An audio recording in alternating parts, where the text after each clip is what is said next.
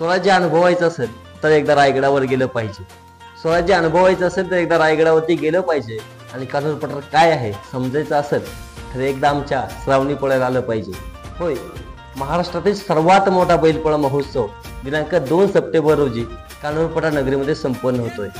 पारंपरिक वाद्याच्या तालावरती फटाक्यांच्या आतषबाजीमध्ये कान्होर पठार नगरीमधून बैलांची भव्य मिरवणूक, सर्जा राजाची मिरवणूक होणार आहे.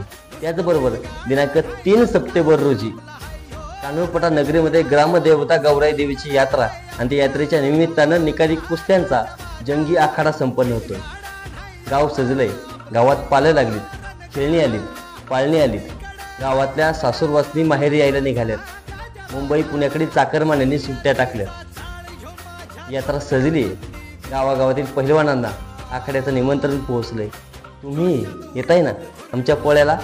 नक्की या, तुमच्यासाठीच ठेवली आहे नाचायला डॉल्बी आणि खायला जिलबी. नक्की या, वाट पाहतोय श्रावणी पोळ्याला. धन्यवाद.